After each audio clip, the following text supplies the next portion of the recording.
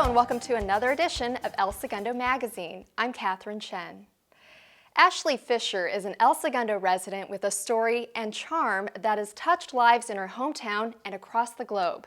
With her trademark positivity, she shared with us her life, her mission, and her bright future with a new friend. Ashley Fisher is a wise and optimistic 20-year-old living in El Segundo. And while her smile and upbeat attitude are noticeable right away, Ashley's 10 illnesses are not as immediately apparent. The three that affect me the most are mast cell activation disorder, Ehlers-Danlos syndrome, and postural orthostatic tachycardia syndrome. So the mast cell condition, you have an overabundance of mast cells, so your body releases too much histamine, and you're basically in a constant state of allergic reaction. And in my case, that manifests as anaphylaxis. So I'm basically anaphylaxis to life. Like, I go into anaphylactic reactions from everything under the sun, and I have to wear a mask most of the time because the smell of nuts can send me into shock, the smell of someone's perfume. The life-threatening shocks can also be idiopathic, occurring spontaneously without a known cause. I never really know if or when I'm going to go into anaphylactic shock. So it's basically an unpredictable roller coaster. The symptoms of Ashley's conditions vary, and many of them overlap between the diseases. Ehlers-Danlos syndrome is hypermobility, so you dislocate your joints really easily. There's a lot of weakness, and from POTS I pass out a lot. Okay. My mom has to help me get out of bed. She has to help get me in my wheelchair. She has to make my meals. Okay, Ash, here's your smoothie. Thank you. There you go. I can feed myself and I can pretty much get myself dressed, but that's it. She experiences painful skin rashes, extreme fatigue, frequent infections, severe muscle weakness, and many other symptoms and challenges. Still, she gives thanks each day. I'm grateful for my family. I'm grateful that I have a roof over my head. I'm grateful that we're financially stable, that we can afford my medical care, that there are alternatives to drug therapies because I'm anaphylactic to all prescription medications aside from my epinephrine. So I'm grateful that there are holistic doctors and naturopaths that I can see. Her mother, Marcia, is her biggest supporter. We're pretty positive people. It's just how we believe you get what you put out, you get back. So what you think about, you bring about. My mom is really positive. She's kind of the one who taught me all of this and about like the universe and just everything happens for a reason and all of that. So I grew up hearing all of that, and when I first got sick, I denied it. I was very negative. I was like, why did this happen to me? I pitied myself, and I just kind of let myself get really deep in it. And then one day I realized what would happen if instead of saying, oh, my life sucks so much, if I said, okay, things are hard, but it's okay. I have a good life, I have a good family, things could be worse. I'm blessed for the way things are. Instead of what have my illnesses taken away from me, I look at what have they given me? What are the blessings from my illnesses? Just one of the blessings is her large online audience on her social media websites. I came across the hashtag Spoonie and I didn't know what that was, and then I found a whole community of people who are chronically ill and using that hashtag and like blogging and Instagramming about their daily life and their struggles and everything, and then I kind of thought, oh, I could get involved with this. Maybe my story could inspire someone. Maybe I could help raise awareness. Ashley is soft-spoken in person, but her voice online is far-reaching, and she uses it to raise awareness about chronic illnesses. I think it's really important for people to understand that you don't have to look sick to be sick, because a comment that I get often is, oh, but you're so pretty, or you don't look sick, or when they see me out in public, they'll be like, oh, you're looking so great. And that's kind of the misconception about being chronically ill, because I never look like I'm sick. I pretty much always look this way. You know, I look like your average 20-year-old girl, but I'm not. And there are sometimes people who see me in a wheelchair in the handicap spot and they're like, what are you doing? You're not supposed to be there. If you're not chronically ill, you can't really understand what it's like. Her followers see honest updates about difficult moments, as well as frequent, uplifting messages of encouragement. I believe the universe gave me a voice, and I owe it to the universe to use my voice because I have it. The positive energy Ashley sent out came back to her even stronger. Her newest blessing is Bodhi, a service dog that will be fully trained and living with Ashley in about a year. Gosh, I love him so much. He's so cute and sweet. I have this feeling that we're just gonna be a great team. Alert, Bodhi. Moving your finger like this. Alert. Alert. Bodhi will be a great help to Ashley's daily life. He'll be able to alert when I have an anaphylactic reaction, which is really important because my hands lock up like this, so I can't inject myself with epinephrine. Well, we're gonna get a phone which he'll press the button, it'll let off a loud sound, so it'll alert my parents. So with my Ehlers-Danlos and my pots and everything, I can't like open drawers in my room, I can't pick up something if I've dropped it on the floor, so he'll be able to retrieve and help with things like that. Well, look how cute you are. After her application for a service dog was approved, Ashley started a GoFundMe page and arranged fundraising events around town with her mother's help. In just a few months, her family, friends, and total strangers touched by her story helped her reach the $14,000 goal to cover the cost of Bodhi. We actually did a bake sale and a raffle at the concerts at the park in El Segundo, and we were able to raise $1,500 through that. And one night, someone that won one of the raffle items left an additional $500 check. So we've raised over $2,100 for Ashley. Ashley's acupuncturist at LA Wellness raised several $100s for Ashley's service dog fund. I'm offering a meditation series. It's a 5-week series, and it's an introduction to meditation. Next door at Tyler Surfboards, a raffle for a board painted by artist Damian Fulton raised more than $3,000. Just after the first art walk, Damien had painted this beautiful board that we put out for him to paint, and we were going to put a price on it. Marcia came in about 2 days later, and she told me about Ashley and that she needed a service dog. So I called Damien and I said, how would you feel about donating this board? And he said, fantastic. They talked about there's a girl in town who could use some help right now, and we thought, well, this would be a wonderful cause. So I started painting, and someone said, why don't we raffle off the board instead of just selling it? And then I found out it was Ashley, who has been over my house 100 times, played with my daughter. It's like a total God thing, like you put it together, it just was perfect.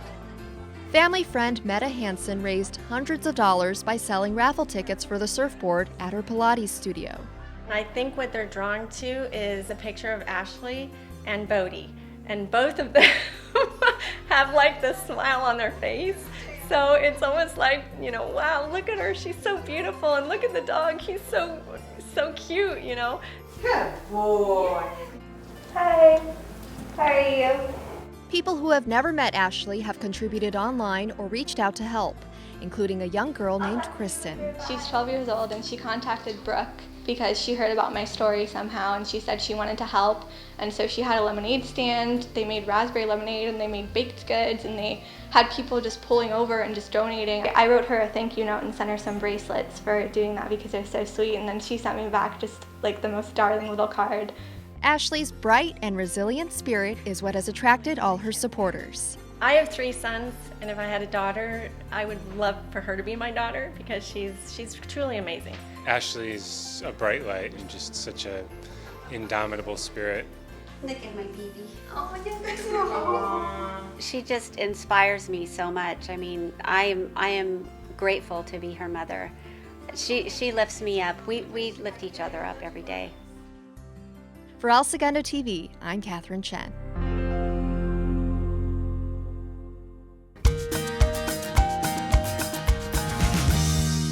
To learn more about Ashley, follow her on Instagram at instagram.com/mindfullyashley. High Fashion visits the Point Plaza as Karen Bright takes us down the runway. Fall is upon us here at the Point, and that means one thing: the biggest fashion event of the year with all your favorite must-haves of the season. We got a big, fun afternoon. Hope you guys are ready for it.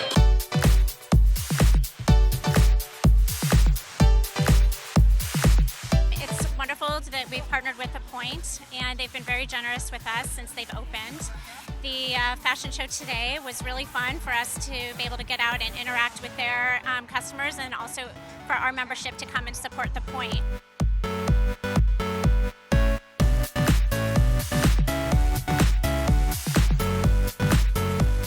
Our organization, Sandpipers, is obviously very dedicated to our community, and being all women, of course, a lot of us love to shop. It's the perfect place, whether you're coming down for a cup of coffee, you're coming down to sit out in the park with your kids, have them run around, gonna do a little shopping. You could really do anything here from day to night.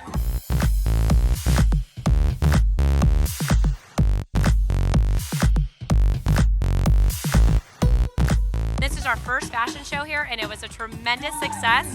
We got to show off our amazing retailers. It was fantastic. And the fashion show, did you have a favorite part?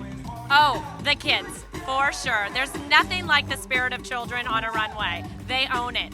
Bella Beach kids and their fashions were amazing.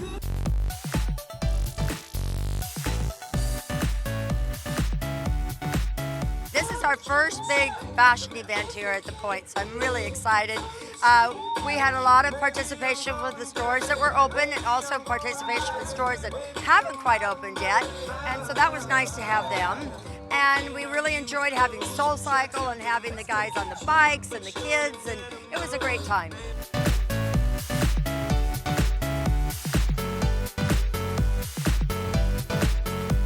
One of the things the Point has really done well is tried to support the community, and Sandpipers is very, very big in the community and has wonderful causes that it gives to. So we were really happy to have them as a beneficiary today.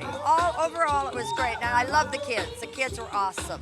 It was so great seeing all of the clothes come to life on the kids, and it really showed their personalities. And I think they love the clothes, and the parents love seeing the clothes, and it just really got us excited for the holidays upcoming. Well, we didn't pick our outfits, but if we got to pick our outfits, I would have obviously chosen this because I love unicorns.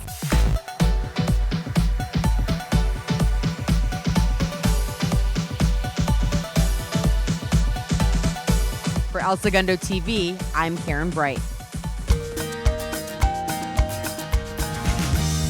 For more information on events at the Point Plaza, visit thepointsb.com. El Segundo's Recreation and Parks Department is always finding new and exciting ways to keep our residents active.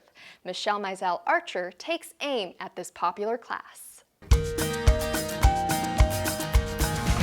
Katniss Everdeen, Merida, Hawkeye, and then there's me, Michelle Mizell Archer. Now don't let my last name fool you, I don't know a thing about archery. And that's why I decided to check out a class at Stevenson Field. Is it as easy as it looks on television? Definitely not. You have to have proper stance, proper form, know how hard to pull it back, and it's definitely not easy. But no matter how difficult, archery is pretty popular nowadays. So El Segundo's Recreation and Parks Department gave it a go.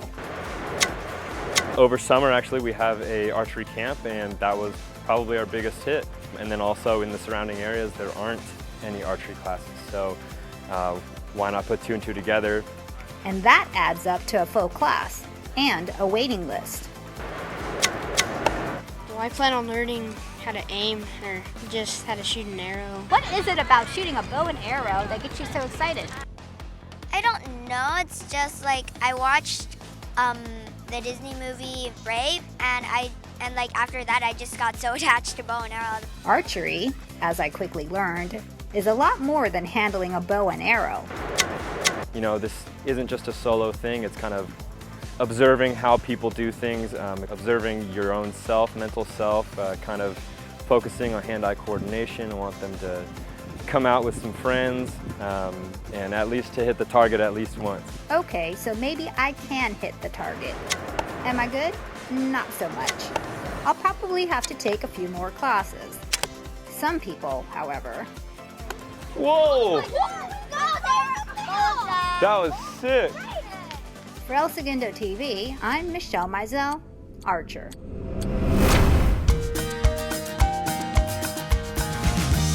The archery class is for 8 to 13-year-olds. For more information, call 310-524-2700.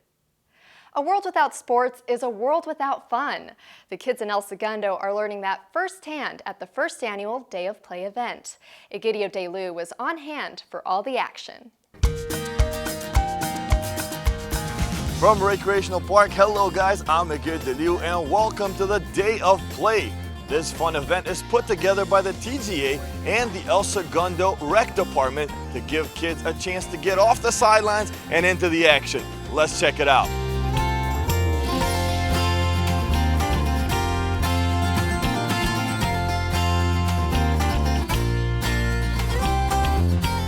So it's our National Day of Play, and we actually started the event this year. It's our first annual, to go off the Nickelodeon's Day of Play to get kids active, be involved in the community. And what the foundation does is we actually provide opportunities for underserved kids to get into golf and tennis. So what we're encouraging everyone to do out here, a lot of our families who came out, is to have a great day in the sun, participate, get your kids active in sports, but also know that we want to give back to those kids that don't have this opportunity.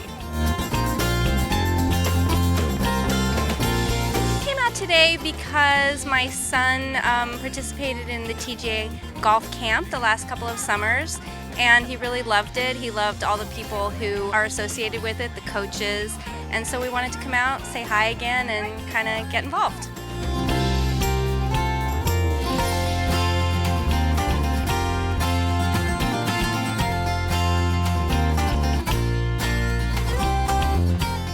Dylan and Mackenzie, what brought you guys out here today?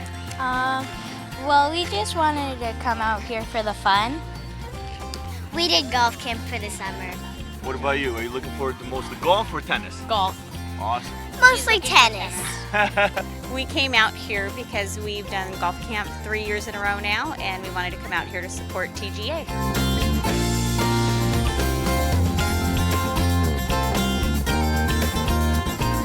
Why did you guys pick tennis and golf as the two sports to get the kids involved in? That's a great question. So tennis and golf are the individualistic sports. They're not the team-based core sports that you're used to seeing kids who are 10 and under playing soccer, basketball, football, etc.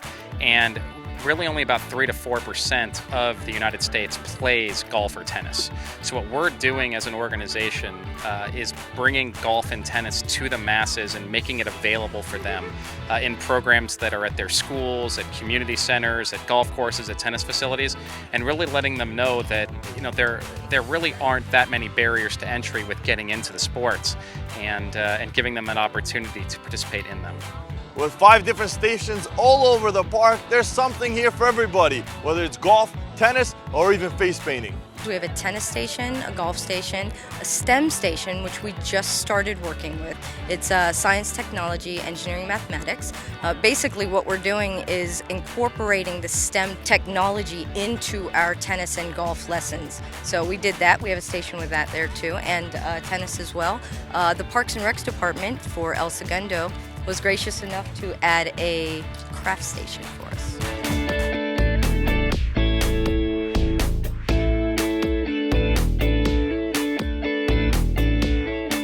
The kids are having fun here today, that's for sure, but they're also learning the basics of these sports. We teach the basic GAS, which stands for grip, aim, stance, posture. Every golf shot has a setup shot. You have to get in a certain fundamental position. So whether we're putting or chipping, we're teaching the fundamental setup of how to do it correctly. And then they just kind of make the stroke, and it works really easy because you can show them fast and do it fast. How important is it to get the kids at a young age involved? It's really important if you want to progress. Like if you want to go to high school golf, if you don't start early, you have no chance. You have to really practice a lot of years, and I'm a professional for 25 years, and it takes about 10 years to become a pro from college level. So from 5 or 6 years old to high school level golf is a big jump. So they got to start young and practice a lot, just like any sport.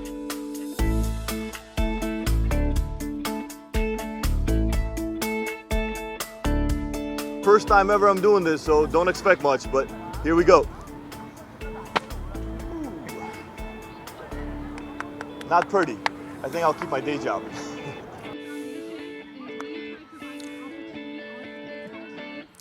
And that's how a professional does it. See a professional.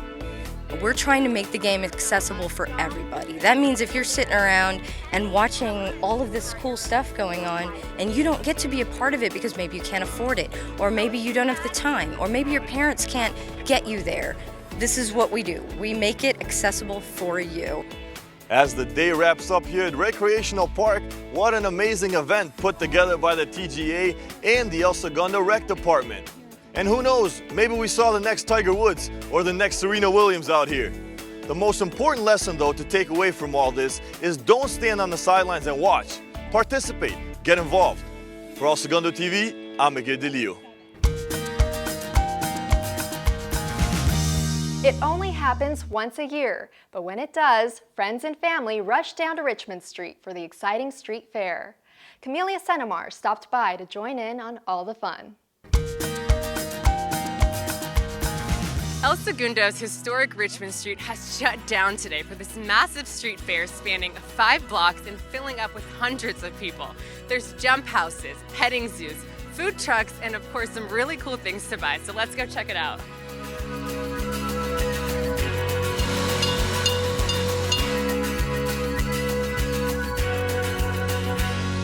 The Richmond Street Fair is in its 39th year and run by the Kiwanis Club Volunteer Organization.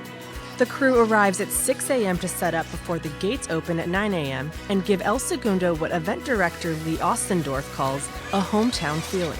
I think it's just great to have a family event where everybody can come out. There's something for everybody, and nobody wants to just stay home and say, oh, you go. So it's pretty cool. We have the beer garden. We have music on both ends, and then stage in the middle. And then we also have, by the pony rides, we have entertainment. We're here with Ray. French Family Creations is the name of his booth here. So what is this? This is a velocipede. It's basically an 1890 scroll saw. That's how they did things back at that time. As you probably guessed it, the velocipede isn't too strenuous of an exercise, so Ray and his family can keep carving names, toys, and fun creations for all the kids walking by. Well, how long does it take to put these letters together with this machine? This will probably take me about 10 minutes. Oh, it's not bad. Oh. And how fast are you pedaling usually? Not very fast, just like a crawl.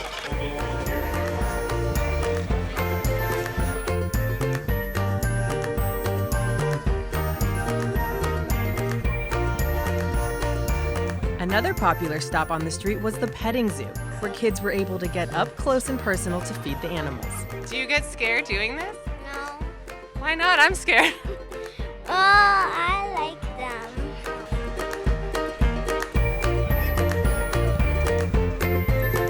We're gonna stop now at the sniffing bar, where Kathy here, tell us a little bit about this. What is so cool about this?